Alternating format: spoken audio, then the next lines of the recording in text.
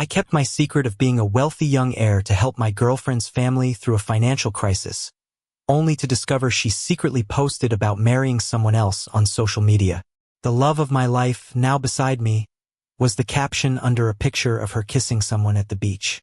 It only took a second for me to recognize it was my assistant. Someone jokingly asked, "What about your pure-hearted war god back home?" Her reply came swiftly, "He doesn't even deserve to stand in front of me." I felt utterly crushed, so I immediately halted all the business partnerships with her family and was ready to throw away the engagement ring I planned to use. That very day, upon learning of the canceled partnership, Nancy rushed to confront me, furiously slapping papers onto my face. "Richard, what on earth is in that head of yours? Why did the partnership get canceled?" Her face was tense, voice sharp, a complete contrast to her sweet demeanor in the sunset photo. I knew her anger had reasons.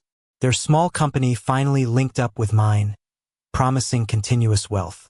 Silently, I showed her a screenshot of the social media post. Ironically, I, the boyfriend, couldn't see her posts directly, but noticed them through a company phone. Seeing the screenshot, she showed a hint of panic but quickly regained composure, a disdainful smile crossing her lips, unfazed by shame. "Spying on my phone now, are we? Didn't expect that of you. Since you know, I'll be direct. My family weathered this economic storm all thanks to Gary's secret help. You, with your skills, didn't really aid my family's growth." The company fell silent, ears perked for gossip, staring at me with contempt, piercing me like needles. Nancy's dad dispersed the crowd with a face full of veiled mockery. "Richard, thank you for your contributions, taking on the toughest projects. But marriage is about matching backgrounds. I can't let my daughter marry you just 'cause you're good at work. You're an adult. Stop fantasizing about impossible things." I clenched my fists, seeing the depths of their shamelessness. Harboring feelings for Nancy for years, I hid my identity to get close and worked diligently. Spotting my talent, they tested me by saving their company, only to appeal when nothing worked. Once they were stabilizing, Nancy herself approached, acknowledging my feelings and agreeing to date. Suddenly, I was shoved, grounding me back to reality, sending the ring I hadn't discarded rolling out from my pocket. It was a diamond, the size of a bird's egg, bringing a painful irony. I had planned to propose, revealing my identity as a wealthy heir, but didn't expect to find her publicly engaged to another. Trying to fool with a bird's egg ring, huh? "Probably just a toy," commented Nancy's mom, casting a derisive glance at the fallen ring. Colleagues looked at it, murmuring how someone like me couldn't afford such a ring. A man like him pretending with a bird's egg. He couldn't buy one, it's glass probably. If Nancy marries him, she'd wear a glass ring all her life.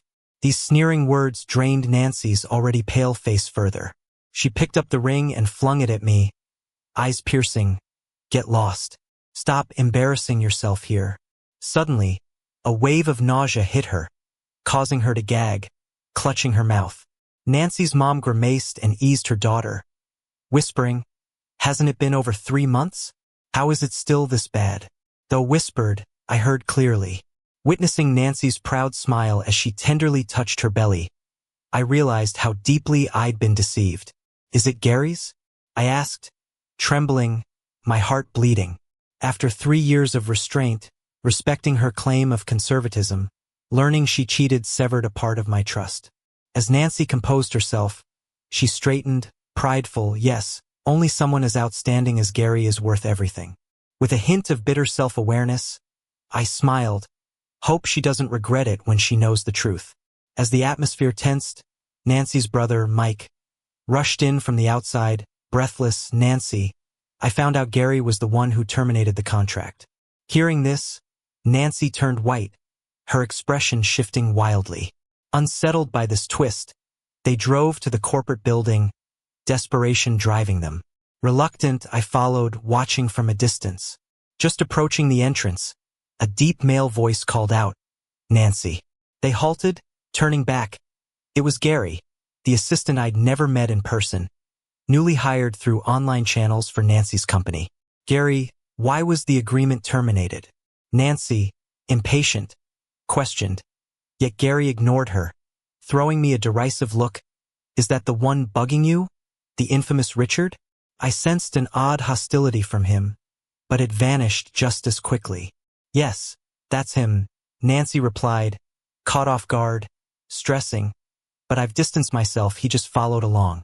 Nancy's brother interjected, indeed, Nancy was devoted to you, Gary. He's really trying to punch above his weight, thinking he can win Nancy over. Nancy's dad and mom were fuming, giving me glares. They quickly chimed in. Gary narrowed his dark eyes and held Nancy close, a teasing glint in his eyes. I got it now. I found some issues with the contract your company submitted. Someone's probably sabotaging from the inside. Clearly, he was blaming me. Nancy's face went icy in an instant. Without thinking, she slapped me hard. You can't have me, so you're trying to ruin my family, huh? Fix that contract today or you'll never work here again. Everything happened so fast, I didn't even have time to react. Holding my burning cheek, I stared at Nancy in disbelief.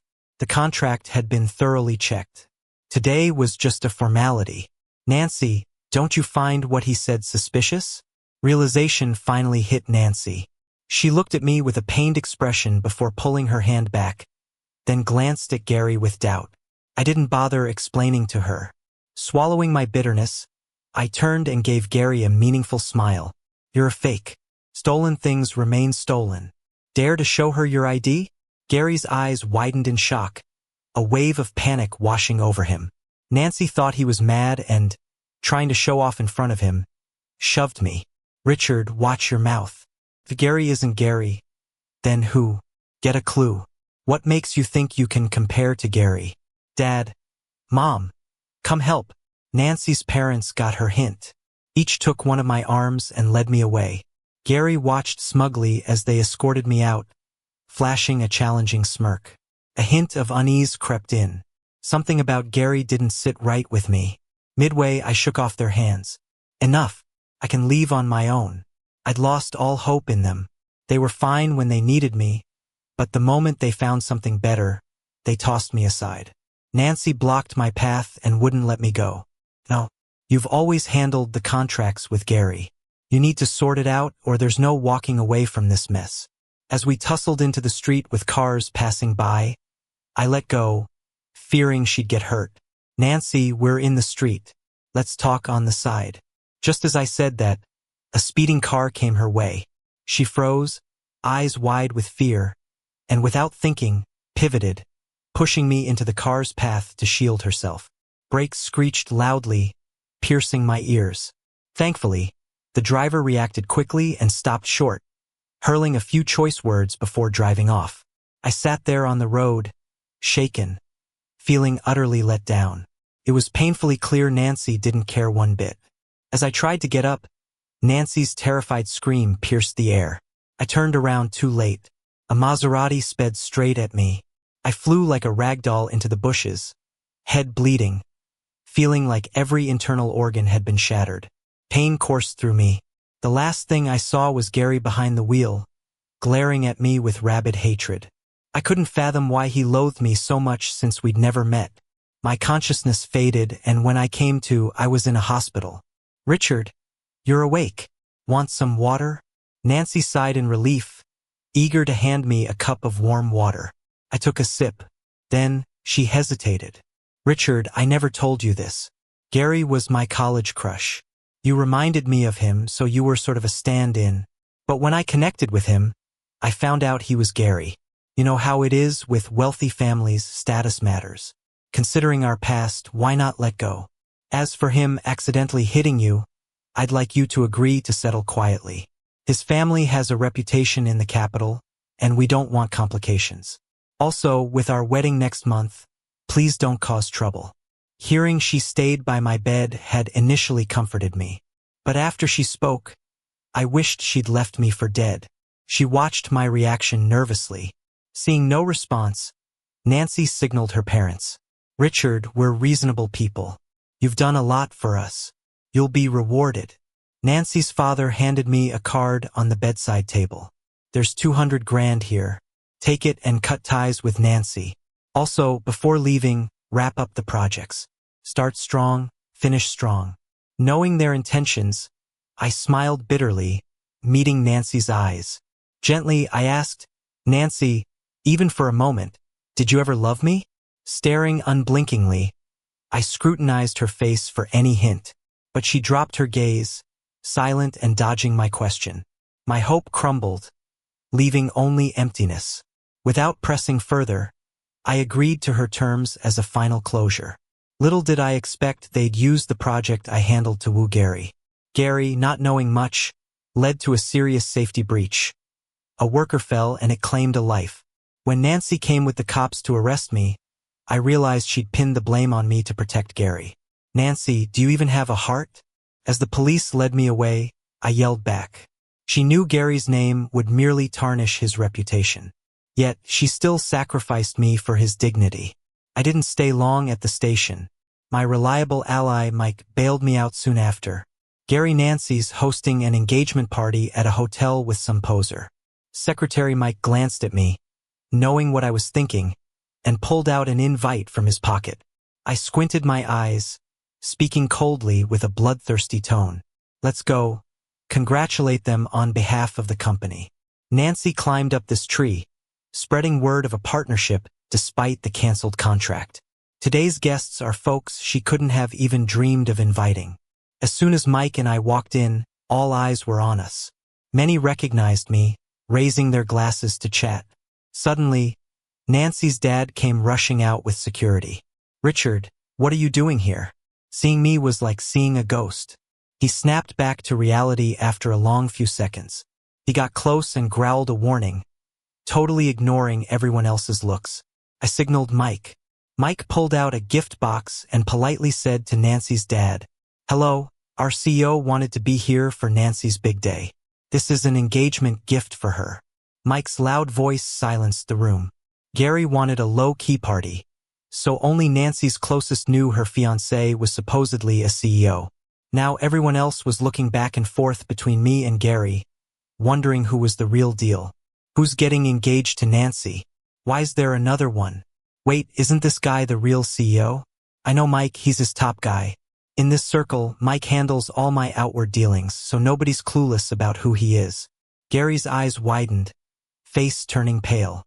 Nancy was stunned when she spotted Mike. Listening to the whispers, disbelief got painted all over her face again. No way, he can't be. Even with the truth staring at her, she wouldn't face reality. Someone couldn't take it anymore, shouting from the crowd. "Everyone knows the CEO's a big deal here. Who the heck are you marrying?" Laughter and sneers filled the air. Desperately, Nancy tried to fool herself. "I don't believe it. Gary's got a limited edition Maserati, only one in the country. I saw their security greet him. He's the real one, yeah." Trying to boost her confidence, she looked to the now hopeless Gary. Without his confirmation, Nancy was ready to burst into tears. Seeing my goal achieved, I watched them squirm in panic, a playful smile spreading across my lips. "He's my new assistant, supposed to handle your contract remotely. Didn't expect him to steal my identity," I explained. Showing her our chat logs with work orders for Gary, Mike brought out Gary's hiring info and payslips. "Nancy, check these out." Her fingers trembled, tiny movements broadcasting her inner panic. Silence flooded the room as everyone awaited Nancy's reaction. "Gary, is any of this true?" She cried out hoarsely, waving evidence. Her makeup couldn't hide the ghostly pallor. Gary's head drooped in shame under her furious questioning. Seeing the commotion, I left quietly with Mike. Those who knew better followed, not wanting to upset me. The once crowded hall emptied, turning this engagement bash into a big mess. Back at work, I totally severed ties with Nancy's firm. The news led several partners who were eager to team up to back out. With me gone from Nancy's company, she and her family struggled. They faced impending bankruptcy again. While discussing a new project at another hotel, Nancy's dad tricked me into a private room, pretending to be staff. "Richard, forgive the tactics, got no choice. You built our company. Don't want to see it crash, right? I know Nancy hurt you, but she was fooled by Gary. She's here to sincerely apologize. Do what you must." He groveled before me, utterly pathetic. Suppressing frustration, I made to leave, but Nancy's dad blocked the way, giving her a look. Hearing her steps, slow and uncertain, I turned. "Richard, I'm sorry," she stammered, clutching her clothes, face flushed with embarrassment. I quickly cut her off. "No need to apologize, it's done. I hope you and your lover find happiness." Remembering her past social media posts, I threw her arrogant words back. Nancy froze, face shifting through colors. Her lips trembled and tears welled up. She shot me a tearful, hateful glare before running off. Her dad tried talking, but my icy stare stopped him. In a bid to save her company, Nancy snuck into a society party. Arriving a few minutes late, I witnessed an entertaining drama unfold. She wore jewelry Gary gave her and worked the room, mingling and making connections. Sparked whispers. "Who is she? Wearing all that fake stuff to show off?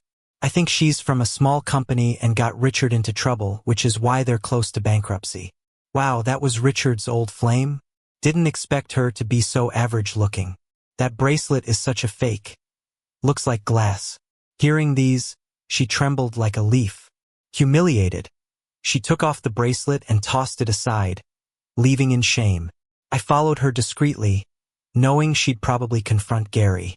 Sure enough, she found a very drunk Gary in a seedy bar, pouring his heart out to another woman. You wouldn't believe how easy it was to fool her. "Just one car and she bought my act as Gary," he laughed. "A vain woman. Those jewels I gave her cost me only about $100 wholesale, and she treats them like gold." Nancy was trembling with anger, stepping back in disbelief, each of his words slicing into her last shred of dignity. Suddenly, her phone rang. It was her mom, her voice anxious. "Nancy, you need to come home. Your dad's in trouble." Her face went pale. Anxiety surged in. She gave Gary, still bragging, one last resentful look and rushed out. I smirked, slipped some cash to the woman prying information from Gary, and stayed put. The project wasn't resolved. How could Nancy's company get out of this? I gotta admit, Gary was sharp, using Nancy's dad as a pawn. Every plan, every arrangement came from Gary, and Nancy's dad just followed orders. It was a slick move, making a clean getaway. An hour later, Gary sobered up a bit and Nancy, furious, returned. She shook him by the shoulders, demanding answers loudly, not caring about the sweet image she once maintained before him. "Gary, my dad's been detained and investigated. He acted only because you told him to. You gotta help him," Nancy cried.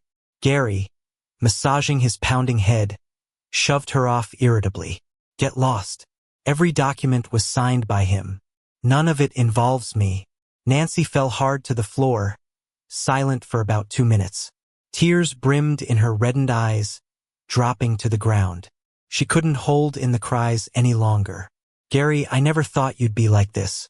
I gave you my heart, and you used me." All she got in return was the ridicule from onlookers. Gary was long gone. She stumbled home, where her mother slapped her hard across the face. "Idiot! Still chasing that sham? How did I give birth to such a dumbo? Begging him instead of Richard." Her mother's tirade brought back tears Nancy had restrained. She covered her face, tears flowing freely, finally letting out emotions buried deep inside. "Mom, I liked him since college. He was like a lone moon, so unapproachable. But I found a way to get close to him. I slipped a maple leaf bookmark into his book, planning to confess. But then he transferred. And now we finally meet again. Even if he fooled me, years of hidden feelings don't just vanish. I don't know what to do now. Richard must hate me. Who can I turn to?" I stood at her doorway, listening to her heart-wrenching cries, an emotional storm raging inside me. I don't know how long I stood.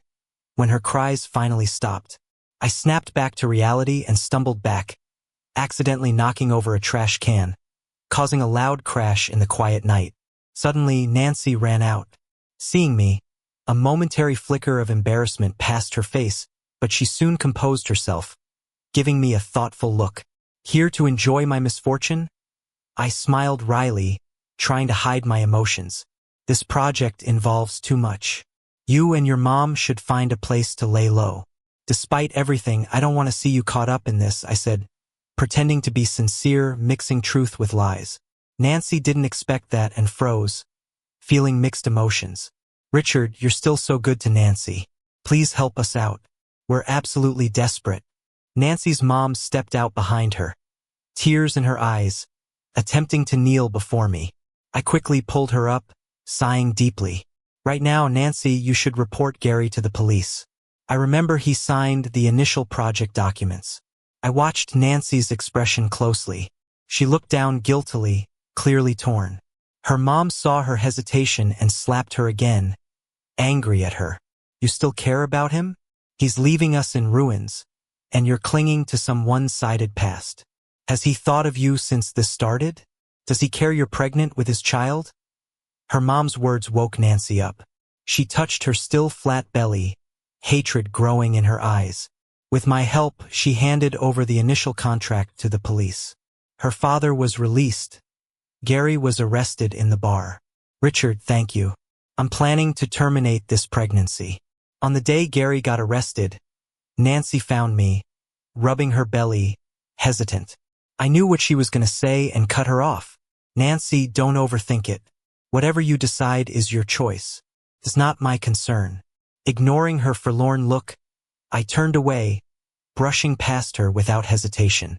Once trust's broken, feelings are hard to repair. I won't settle anymore, especially since she's only interested in my status now. I got back to the office, and Mike looked really serious. He told me some earth-shattering news. Richard, Gary got bailed out by old man Leo. He's Leo's illegitimate son. I was beyond shocked hearing that. I couldn't even process it before my dad called, asking me to come back home for dinner. Richard, this matter. Mike had a worried look. I just shook my head. I'll handle it. No need to worry. My relationship with my dad has always been rocky. I moved out once I became an adult. Mike's my right-hand man. He knows a thing or two about my situation. He insisted on coming with me back home because he was worried.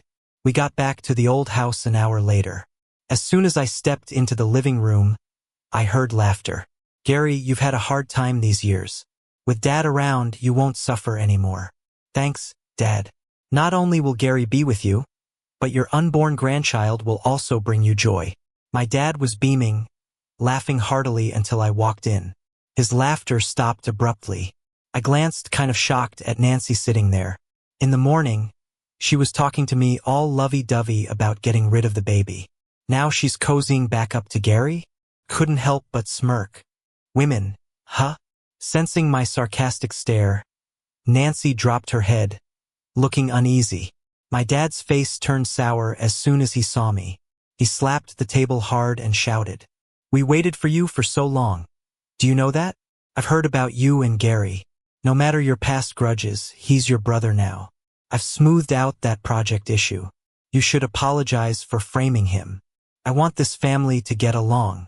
Gary has suffered a lot. Let him have some things like your car.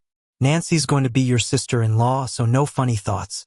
His words chilled me to the bone. A crime doesn't need a reason if people want to blame you. I clenched my fists, met his piercing eyes, and spoke coldly. Why should I apologize? Are you not going to mention him crashing my car or impersonating me to steal my stuff? Don't tell me you didn't know. You're just playing blind. And when he recklessly caused that incident in the west suburb, he pinned it on me. Do you think I'm as easy to bully as Mom was? My mom's passing is a knot we could never untie. Back then, he favored his mistress over my mom, leading her to depression. I never called him Dad after that. Yet, my mom's death is a constant reminder of what he did. I can't bring it up. Dad stood up abruptly, slapped me hard in embarrassment and anger. You ungrateful child. You're just as small-minded as your mom. Nancy's told me everything. This is all you're doing. Go kneel in the study now. I covered my burning cheek, said nothing. I just stared at Nancy. I wanted to ask why she lied, but I swallowed the urge down. To her, he's that lingering regret from her youth. What am I then? No need to degrade myself. She couldn't meet my eyes. Ashamed. Gary, arm around her, raised an eyebrow at me. challenging. I barely restrained myself from punching him, instead headed to the study. But no way am I kneeling. Mike, look into Gary's background. Mike nodded, about to leave when I called him back. Wait a sec. I walked out of the study. The living room was empty. Outside, I saw them cozy on a bench. Gary, I didn't expect you to really be Leo's son. And wow, you brought me here without grudges. I'll stop doubting you. Nancy kissed his cheek shyly. Without giving her a chance to pull away, Gary pulled her closer for a kiss. I thought I saw him glance in my direction. Let her go. I couldn't suppress my anger anymore and punched him, wrestling him to the ground. Stop it. Nancy, worried about her pregnancy, stood to the side, anxious. The commotion reached my dad quickly. He showed up, yelling to separate us. What a disgrace. Richard, I'm so disappointed in you. Dad was heartbroken, seeing Gary curled up in pain from my beating. He had to drop it and rush Gary to the hospital. Richard, Nancy looked guilty, hesitated, then left with them. I wiped blood from my lip, smirking. I opened my hand to reveal a strand of hair. Might get a DNA test. Unfortunately, tonight's events got captured by the media, blown out online.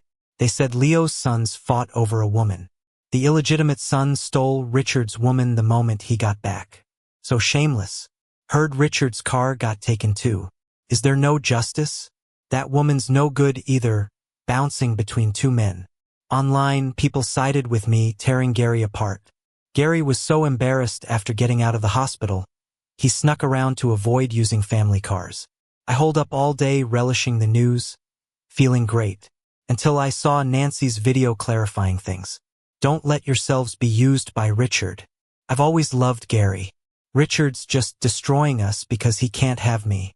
See the truth, everyone. Plus, I'm carrying Gary's child. I'd never be involved with both men. Comments started to favor Nancy, questioning Leo's family's ways. I was still reading when Dad slapped me again. Furious. What a disgrace. Stop acting all jealous like your mom. Now the company's in trouble thanks to you. Find a way to calm the storm down for me. He left with that parting shot as an emergency call pulled him away. I stood there with half my face numb, my gaze turning cold. Accusing me of buying fake social media hype? Well, if I don't do something, I'd just be proving him right. Might get that news trending, I said. In less than a day, I was crucified online.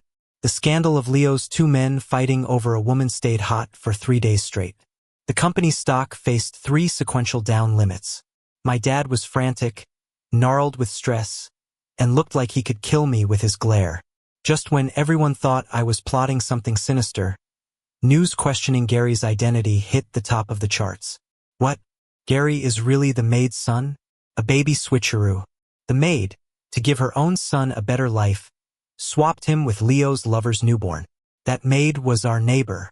It was said she never even turned back when her own son drowned. She was always fussing over her employer's kid. Turns out he was actually hers. I had a relative in the police. Heard some time back, Richard had been framed by Gary in a project, locked up for a night. That Gary is crafty. Online sleuths dug deeper, unearthing Nancy's betrayal after I helped her family. Clients who hoped to work with me through Nancy turned on her, demanding explanations and compensation. Just when Nancy's family had found stability, they were plunged into a total mess overnight. Nancy was in a panic, trying to dodge persistent reporters, and sneakily sought advice from Gary. Coincidentally, she caught him in a sneaky escape. Gary, you totally screwed me over. My family's sinking in this mess.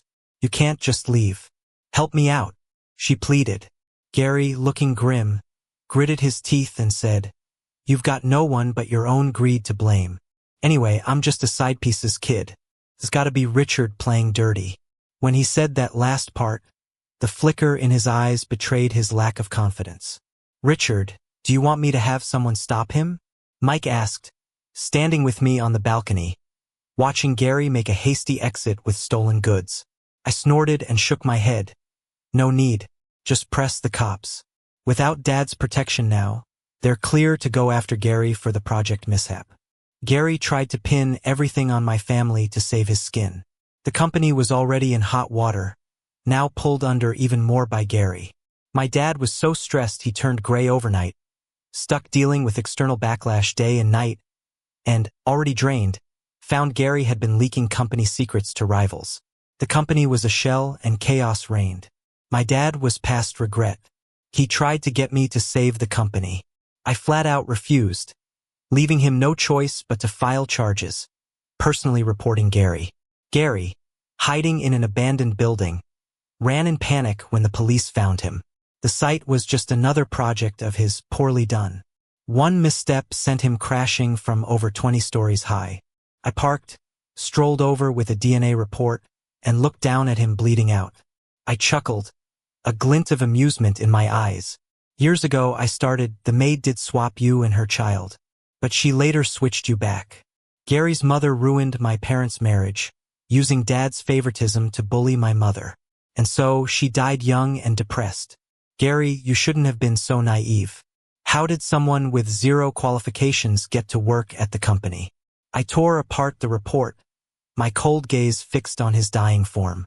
He stared at me, unyielding and full of unspeakable despair, blood oozing from his mouth as he listened. It was you, he murmured, lips trembling, his eyes wide in disbelief. The shadow of death loomed larger. Before the authorities could reach him, he breathed his last. I smiled, shaking my head in disappointment. There was one last thing he didn't know. His mother's estrangement was all orchestrated by my grandfather, avenging my mom's death. My grandpa had dad's mistress whisked away to live with a rough crowd in the mountains, assigning a maid to keep tabs on her. When I was older, I decided simple revenge wasn't enough. Using others, I guided Gary into the company, step by step. If he had kept a low profile, I wouldn't have hit back so hard. But he played us just like his mom did with my family. Back home, my father looked centuries older, angrily tossing a stock acquisition document at me. Traitor, you've been secretly buying up the company? He finally spat out. Facing him, I said coldly, just taking back my mom's dowry my way. For years, I wonder if, in quiet moments, do you dream of her? Remorseful? She had defied my grandpa, marrying you with a lavish dowry, only for you to treat her this way. Stunned and furious, he glared at me, teeth grinding, rendered silent by my words. The next morning, Mike hesitantly reported, Richard, Leo's moved abroad with his luggage. I didn't care in the slightest. Every day I went about running my new company as usual. The emotional wounds from the past were slowly healing too. At a dinner party, I unexpectedly ran into Nancy. Her father had drugged her drink, planning to send her to a client's room. Richard, save me. Please, save me, she pleaded. I'll stay with you from now on, she cried out, clinging to the doorframe like I was her last hope. I paused, glanced at her indifferently, and walked right by her. I ignored her desperate cries behind me and didn't look back. The next day, she was found, dead and naked, having jumped from the hotel balcony. They said she was pregnant. After hearing the news, I stood in front of my house's floor-to-ceiling window all night, holding an old maple leaf bookmark. When the sun rose, I crushed the bookmark and tossed it into the trash can.